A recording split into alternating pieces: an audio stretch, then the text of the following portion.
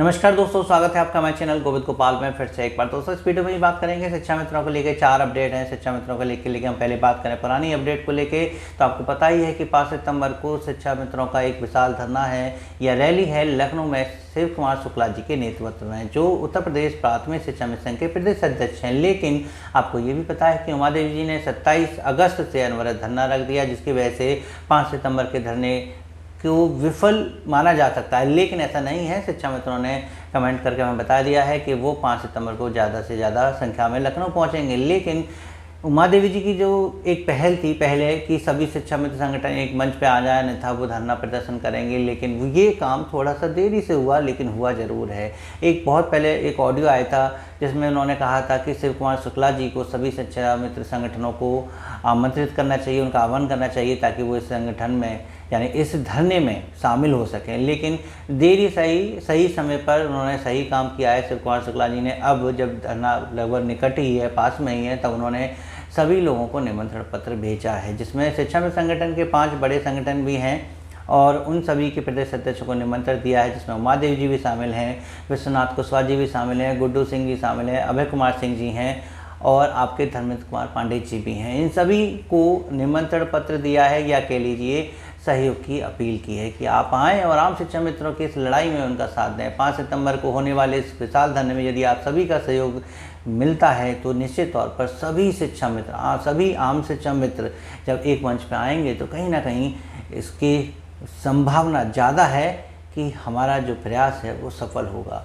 5 सितंबर को ये कहा जा रहा है कि जो एक हल्की सी रणनीति सामने आई है कि 5 सितंबर को पूरे दिन लखनऊ में ये धरना होगा इको गार्डन में, जहाँ पर माननीय बेसिक शिक्षा मंत्री जी के अतिरिक्त और किसी से वार्ता को लेके जो है संतुष्टि नहीं की जाएगी। प्रतिनिधिमंडल जब इनसे वार्ता करेगा, मिलेगा बेसिक शिक्षा सचिव जी से, तो शायद फिर उसके बाद अगर बात नहीं बनती है, इनसे मिलने के बाद भी अगर बात नहीं बनती है, तो अगले दिन SCRT कार्यालय पर जाकर धरना अनवरत चलता रहेगा। ये बात सामने आई है, लेकिन अभी इसकी और पुष्टि हो जाने देते हैं। लेकिन अगर धरना वहाँ अनवरत चलता रहेगा तो जो हमारी मांगें हैं वो मांगें वहाँ पर पूरी होंगी या नहीं होंगी। तो पहला सवाल तो यही उठता है कि शिक्षा मित्र अपने मांग पत्र बना के ले जा रहे हैं उस धरने में, जो भी प्रशासन या शासन की तरफ से आएंगे उनके सामने वो रखेंगे, या हमारी एक मांग होगी कि आप कमेटी की रिपोर्ट को सार्वजनिक कर दें।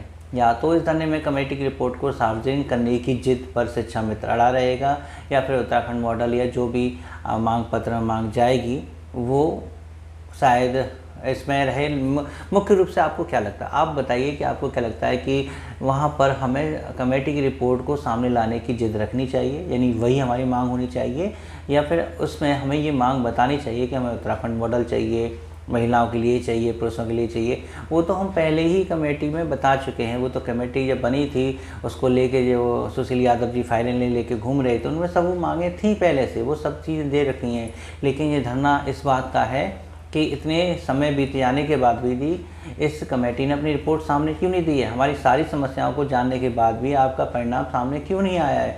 तो हो सकता है कि कमेटी की रिपोर्ट को लेके ये बात कही जाए। अभी ये स्पष्ट कहीं नहीं है, क्योंकि ऐसा निर्देश कहीं नहीं है।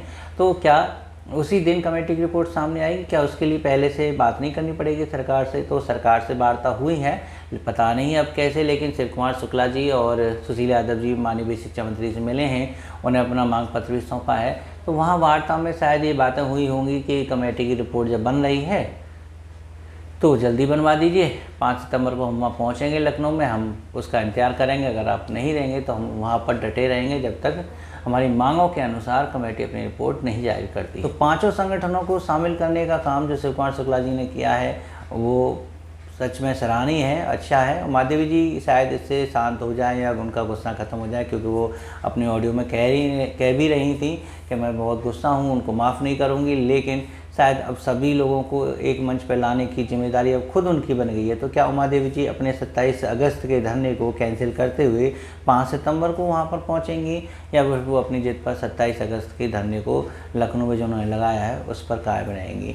आप हमें नीचे कमेंट करके बताइएगा। उनकी तरफ से कोई निर्देश हो तो वो भी बताइएगा। लेकिन और जो दूसरी खबरें हैं शिक्षा मित्रों को लेकर, वो भी इसी से रिलेटेड हैं। थोड़ी हम आपको बता दें कि उत्तर प्रदेश प्राथमिक शिक्षक संघ ने एक जो है अपना मांग पत्र दिया शासन में और एक मांग रखी थी बिंदु 2 पर, जिसमें समायोजन को लेकर बात कही गई थी कि शिक्षा मित्रों को समायोजन में शामिल किया जा रहा है। यानी शिक्षा मित्र अगर विद्यालय में हैं तो उनको काउंट किया जा रहा है शिक्षक छात्र अनुपात में, और जिसकी वजह से कई शिक्षक सरप्लस हो रहे हैं, शिक्षक सरप्लस हो। तो ये बात जब शिक्षक संगठन को पता चली तो उन्होंने इसको लेके मांग रखी है कि उसमें शिक्षा मित्रों को काउंट ना किया जाए।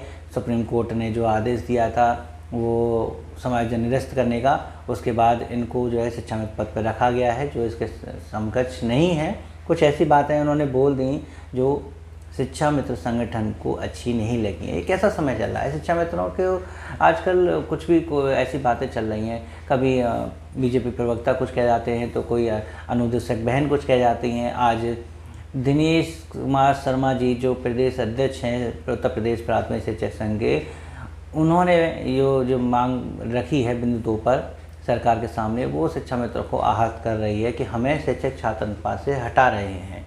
लेकिन बात यहाँ भी आती है कि जब सदन में बेसिक शिक्षा मंत्री जी कहते हैं कि हमारे यहाँ शिक्षक और शिक्षा मित्रों को मिलाकर शिक्षक छात्र अनुपात पूर्ण है और हमें अभी कोई भी भर्ती की आवश्यकता नहीं है, कोई भी पद रिक्त नहीं है, तो वहाँ साफ स्पष्ट होता है कि शिक्षा मित्रों को शिक्षक छात्र अनुपात में गिना जाता है, माना जाता है।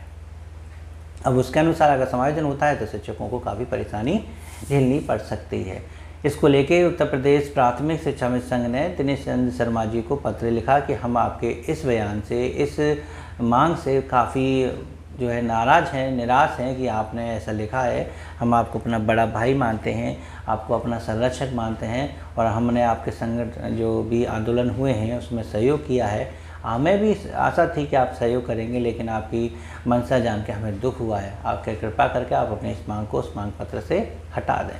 तो अभी जल्दी ही पता चल जाएगा कि शिक्षा मित्रों को जो है समायोजन में शामिल किया जा रहा है, नहीं किया जा रहा है। कोर्ट में इसका केस चल रहा है समायोजन को। अब 23 अगस्त की इसकी एक और डेट लग गई है, और सीनियर और जूनियर का ये मैटर है, तो शायद इस वजह से समायोजन की प्रक्रिया अभी धीमे चल रही है, लेकिन जल्दी ही हो जाएगी। नेक्स्ट जो अपडेट है शिक्षा मित्रों को लेके, वो उसमें बस एक शिक्षा मित्र की बात है कि एक शिक्षा मित्र ने फिर से रिजाइन दे दिया है। आप देख सकते हैं स्क्रीन पर, ये जो रिजाइन दिया है शिक्षा मित्र ने, वो अब तक की सेवा के बाद जब शिक्षा मित्रों के लिए सरकार ने कुछ नहीं किया है, उससे आहत होकर ये पत्र उन्होंने लिखा है।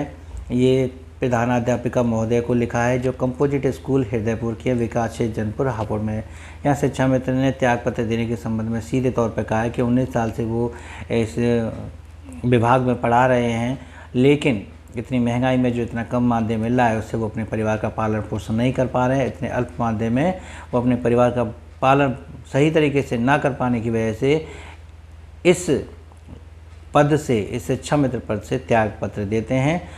यह सुनील कुमार पुत्र स्वर्गीय श्री गंगाराम सिंह जी, जो निवासी हैं ग्राम हृदयपुर, पोस्ट हरसिंहपुर, तहसील व जिला हापुड़। तो बस ये थी बेसिक से जुड़ी अपडेट, और हम ऐसे ही अपडेट आपको देते रहते हैं। तो प्लीज़ चैनल को सब्सक्राइब कर लीजिएगा। वीडियो अच्छी लगी तो प्लीज़ उसे लाइक और शेयर करना मत भूलिएगा। मिलेंगे आपसे अगली वीडियो में ऐसे ही कुछ नई अपडेट के साथ। तब तक के लिए नमस्कार, जय हिंद।